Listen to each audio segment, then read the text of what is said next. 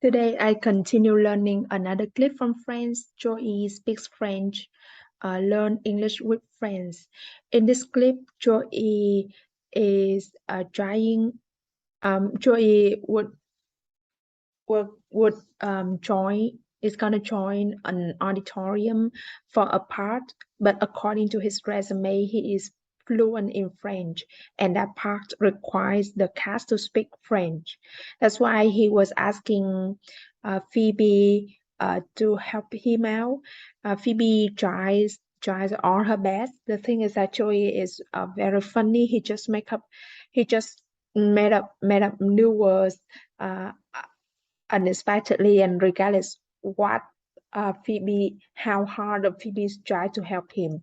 So at the end, Phoebe was so mad, was so upset, and she left the room, the the training, the teaching, and but when she comes back and feel really badly because she couldn't help Joey, Joey said, "Don't worry, work it out, work it on. I work on it because I was listening to a tape, and the guy in the tape said, 'Good job.'" So at the auditorium, Joyce kind of made up new language, new sound, and Phoebe show up at the auditorium. She tried to ask the director just to humor Joey because maybe he's crazy. I think so. I think that was mean crazy. Okay, so let's dive into the clip and learn English with Joey. Oh, why? What's up? What's up? Besides being a greeting like "How are you?" What's up is also used to ask what's going on or what's the matter. As you can see in this scene, Phoebe asks what's up and Joey answers with what he's doing. Well, I have an audition for this play, and for some of it, I have to speak French, which, according to my resume, I'm fluent in. Yeah, you really shouldn't. By the way, how was that year-long day in Cairo? By the way, you should introduce a new subject, especially one that we have just thought of, or that is in some way related to what we were talking about before. Thank you for the dinner, which, by the way, was the best one I've had in a long time. Year long, putting long after a word or expression of time is an alternative way to order words within a sentence to make it sound more direct and brief. Putting long after a word or expression of time is an alternative way to order words within a sentence to make it sound more direct and brief. For example, instead of saying a trip that lasts an hour, you can say an hour long trip. A dig as a verb to dig means to make a hole on the ground. In the context of paleontology or archaeology, a dig is an excavation where scientists look to find and examine remains of all the civilizations, animals, etc. Stop. We don't say stop or I'm going to jump on you, but Rachel says stop them, stop them, stop them. Not going, like gonna, but jump on ya, stop them, jump on ya, stop them, jump on ya, stop them, jump on ya, stop them, jump on ya. I'm I'm gonna jump on you.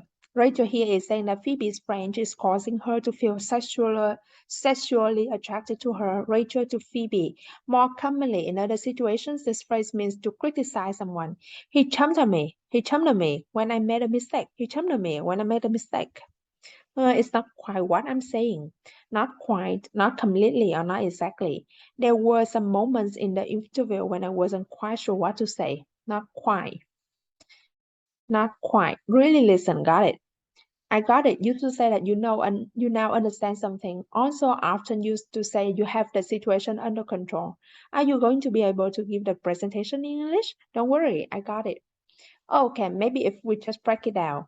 Break something down to separate something into smaller and more manageable chunks or pieces. Let me break down the report into parts. What are you doing? What are you doing? I don't need your help. I work it out on myself, and I gotta say, I'm pretty good.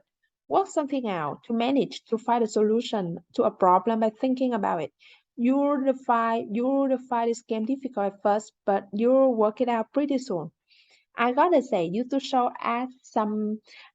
Add extra emphasis and enthusiasm for what you are about to say.